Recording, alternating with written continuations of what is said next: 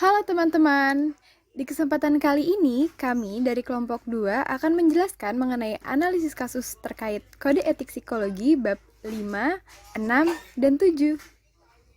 Sebelumnya, izinkan kami untuk memperkenalkan anggota kami. Pertama, ada Anissa Cahyaningtia sebagai case analyst. Kedua, ada Sivana Azhar Amini sebagai creator and editor. Ada Risa Saidatul Aziza sebagai case analyst. Ada Dinda Perwari sebagai dubber atau pengisi suara. Ada Hanifah Permatasari sebagai case analyst. Dan Sabrina Nashra Faustia sebagai case analyst.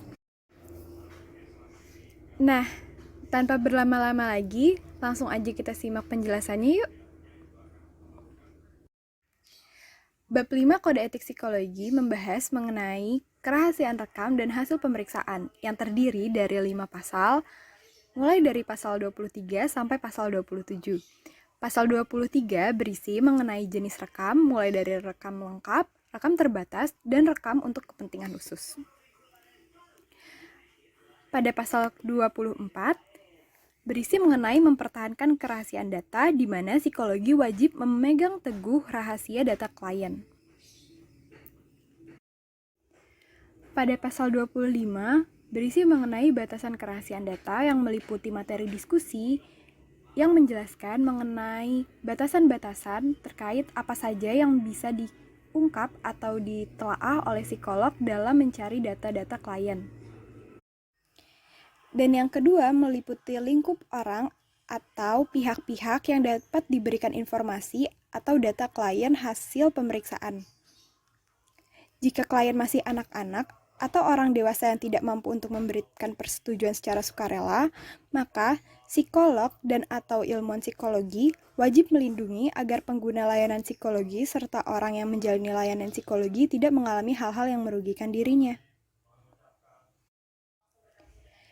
Pasal selanjutnya, pasal 26 berisi mengenai pengungkapan kerahasiaan data yang meliputi merencanakan agar data tetap terjaga, kepemilikan data yang bersifat legal, cara pencatatan harus dilindungi, identitas harus dihapuskan, dan yang terakhir boleh membuka data untuk tujuan hukum dan tujuan-tujuan tertentu. Pasal yang terakhir di bab kelima yaitu pasal 27 berisi mengenai pemanfaatan informasi dan hasil pemeriksaan, berkaitan dengan pemanfaatan tujuan pendidikan dan pemanfaatan pada tujuan-tujuan yang lain. Bab 6 Kode Etik Psikologi mengenai iklan dan pelayanan publik terdiri dari 5 pasal, mulai dari pasal 28 sampai pasal 32. Pasal 28 tentang pertanggungjawaban, di mana psikologi dan atau ilmuwan psikologi dalam memberikan pernyataan kepada masyarakat melalui berbagai jalur media baik lisan maupun tertulis mencerminkan keilmuannya sehingga masyarakat dapat menerima dan memahami secara benar agar terhindar dari kekeliruan penafsiran serta menyesatkan masyarakat pengguna jasa dan atau praktik psikologi. Pernyataan tersebut harus disampaikan dengan bijaksana, jujur, teliti, hati-hati, lebih mendasarkan pada kepentingan umum daripada pribadi atau golongan, berpedoman pada dasar ilmiah, dan sesuai dengan bidang keahlian atau wewenang selama tidak bertentangan dengan kode etik psikologi. Psikolog dan atau ilmuwan psikologi juga harus mencantumkan gelar atau identitas keahlian pada karya di bidang psikologi, dan psikolog dan atau ilmuwan psikologi tidak diperkenankan untuk membuat pernyataan palsu, menipu, atau perbuatan curang lainnya. Pasal 29 mengenai keterlibatan pihak lain terkait pernyataan publik, psikolog dan atau ilmuwan psikologi yang melibatkan orang lain atau pihak lain untuk menciptakan atau menampilkan pernyataan publik yang mempromosikan praktek profesional, hasil penelitian, atau aktivitas yang bersangkutan, tanggung jawab profesional atas pernyataan tersebut tetap berada di tangan psikolog dan atau ilmuwan psikologi. Psikolog dan atau ilmuwan psikologi berusaha untuk mencegah pihak lain dalam penyalahgunaan jasa layanan psikologi. Dan psikolog dan atau ilmuwan psikologi tidak memberikan kompensasi pada karyawan pers, baik cetak maupun elektronik, atau media komunikasi lainnya sebagai imbalan untuk publikasi pernyataan dalam berita. Pasal 30 mengenai deskripsi program pendidikan non-program. Gelar psikolog dan atau ilmuwan psikologi bertanggung jawab atas pengumuman, katalog, brosur, atau iklan seminar, atau program non-gelar yang dilakukannya. Psikolog dan atau ilmuwan psikologi memastikan bahwa hal yang diberitakan tersebut menggambarkan secara akurat tentang tujuan, kemampuan tentang pelatih, instruktur, supervisor, dan biaya yang terkait. Pasal berikutnya, pasal ke-31, mengenai pernyataan melalui media. Psikolog dan atau ilmuwan psikologi dalam memberikan keterangan pada publik melalui media cetak atau elektronik harus berhati-hati untuk memastikan bahwa pernyataan tersebut konsisten terhadap kode etik, berdasarkan pada pengetahuan pendidikan profesional, pelatihan, konsep teoritis, dan konsep praktek psikologi yang tepat, berdasarkan pada asas praduga tak bersalah, telah mempertimbangkan batasan kerahasiaan sesuai dengan pasal 24 pada kode etik. Selanjutnya, pasal terakhir pada bab 6, pasal 32 mengenai iklan diri yang berlebihan, di mana psikolog dan atau ilmuwan psikologi dalam menjelaskan kemampuan atau keahliannya harus bersikap jujur, wajar, bijaksana, dan tidak berlebihan dengan memperhatikan ketentuan yang berlaku untuk menghindari kekeliruan penafsiran di masyarakat. Bab 7 Kode Etik Psikologi mengenai biaya layanan psikologi terdiri dari 4 pasal mulai dari pasal 33 sampai pasal 36. Pasal 33 tentang penjelasan biaya dan batasan berisi mengenai pengenaan biaya jasa layanan psikologi harus disesuaikan dengan keahliannya. Pasal 34 tentang rujukan dan biaya berisi mengenai pembagian imbalan dengan profesional lain, atasan atau bawahan, pembayaran terhadap masing-masing harus berdasarkan layanan yang diberikan. Pasal 35 tentang keakuratan data kepada pembayar atau sumber dana, di mana psikolog dan atau ilmuwan psikologi harus memastikan keakuratan data dan laporan pemeriksaan psikologi kepada pembayar layanan atau sumber dana. Dan pasal 36, pasal terakhir, mengenai pertukaran atau barter, di mana psikolog dapat menerima benda atau imbalan non-uang dari pengguna layanan psikologi sebagai imbalan dari layanan atau jasa psikologi yang telah diberikan. Kasus pertama yang akan kami angkat yaitu kasus Dedi Susanto dan lemahnya regulasi praktik psikologi. DS dikenal oleh masyarakat melalui akun Instagramnya dan menuliskan gelar doktor psikologi serta praktik psikoterapi pada akun pribadinya. DS juga mengklaim bahwa dirinya memiliki surat izin praktek sebagai psikolog dan psikoterapi. DS juga membayar seorang influencer sebesar 2 juta untuk berkolaborasi dengan dirinya. Dari hasil analisis kasus kami, pasal yang dilanggar dari kasus DS ini terdiri dari 3 pasal, yaitu pasal 28 ayat 1, pasal 28 ayat 3, dan pasal 29 ayat 1.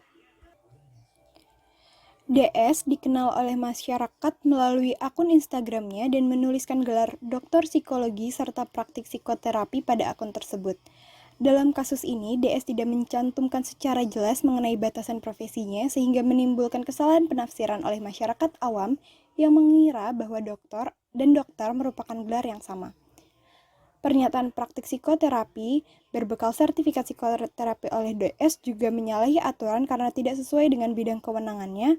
Namun, terkait psikoterapis, menurut sumber berita dinyatakan bahwa belum ada regulasi yang tegas menyebutkan bahwa psikoterapis hanya boleh dilakukan oleh psikolog dan psikiater. Hal ini melanggar pasal 28 ayat 1. Kemudian, pelanggaran terkait pasal 28 ayat 3 di mana DS tidak memiliki surat izin praktek berupa surat sebutan psikolog atau SPP dan surat izin praktek psikologi atau SIPP serta bukan merupakan anggota dari HIMSI. Pasal lain yang dilanggar dalam kasus ini adalah pasal 29 ayat 1 di mana DS membayar salah satu selebgram Indonesia agar mau berkolaborasi bahwa pihak terkait telah menggunakan jasanya. Jenis kerjasama atau bentuk kolaborasi yang ditawarkan oleh DS adalah penawaran kepada selebgram untuk menjadi bintang tamu dan berkolaborasi dengan DS di channel YouTube-nya, terkait terapis yang dilakukannya dengan dalih agar selebgram tersebut dapat bisa memaafkan ayahnya. Kasus berikutnya adalah kuasa hukum guru JIS sebut saksi ahli tak independen dan kompeten. Dalam kasus pelecehan seksual yang terjadi, baik dari jaksa penuntut umum dan para ahli masih memiliki afiliasi atau hubungan dengan ibu korban. Ibu dari korban juga meminta 2 orang psikolog untuk memberikan konseling kepada anak mereka sejak kasus ini mencuat ke publik. Dalam keterangannya, Setiani mengatakan bahwa anak tidak mungkin berbohong, tapi pada keterangan yang lain, ia juga menyatakan bahwa anak jika dipaksa bisa berbicara apa saja. Dari hasil analisis kasus kami, pasal yang dilanggar dalam kasus ini adalah pasal 28 ayat 3, pasal 33 ayat 4, dan pasal 33 ayat 5. Menurut bab 5, pasal 28 ayat 3 mengenai pertanggungjawaban yang berbunyi, psikolog dan atau ilmuwan psikologi tidak membuat pernyataan palsu, menipu atau curang mengenai pelatihan, pengalaman atau kompetensi yang dimiliki, yang mana seorang psikolog atau ilmuwan psikologi harus memiliki kompetensi yang didukung dengan pengetahuan dan pengalaman yang baik. Sedangkan pada kasus JIS, ahli kasus yang didatangkan dinyatakan tidak memiliki kualifikasi kompetensi dan tidak didukung oleh pengetahuan dan pengalaman yang baik. Pada kode etik pasal 33 mengenai penjelasan biaya dan batasan, ayat 4 yang berbunyi, psikolog dan atau ilmuwan psikologi tidak bersedia memenuhi permintaan layanan psikologi yang diketahui melanggar kode etik seperti yang dicantumkan dalam keseluruhan pasal dalam kode etik ini apabila menerima imbalan dalam bentuk uang atau dalam bentuk lain untuk pekerjaan tersebut. Pada kasus ini, 2 ahli psikolog yaitu Koni Kristianto dan Nela Savitri dibayar oleh pelapor kasus yaitu TPW dan DAR untuk berafiliasi memberikan konseling kepada anak mereka sejak kasus ini mencuat ke publik. Pada kode etik pasal 33 mengenai penjelasan biaya, ayat 5 yang berbunyi, psikolog dan atau ilmuwan psikologi sebagai bentuk kepedulian pada masyarakat dapat dan baik untuk menjalankan atau terlibat dalam aktivitas-aktivitas penyediaan layanan psikologi secara sukarela dan tetap menjunjung tinggi profesionalitas, yang mana psikolog atau ilmuwan psikologi harus tetap menjunjung profesionalitas sebagai jasa pelayanan. Namun, pada kasus terkait, terdapat hubungan antara saksi ahli di mana Kon dengan TPW yang tampak dari seluruh keterangan bersifat tidak objektif. Selain itu, saksi ahli juga tidak memiliki keahlian khusus pada bidang forensik. Sekian pembahasan dan pemaparan hasil analisis kasus kelompok kami berkaitan dengan bab 5, 6, dan 7 Kode Etik Psikologi. Berkenaan dengan itu, kami lampirkan daftar referensi yang kami gunakan. Terakhir, kami kutip dari Elsopus.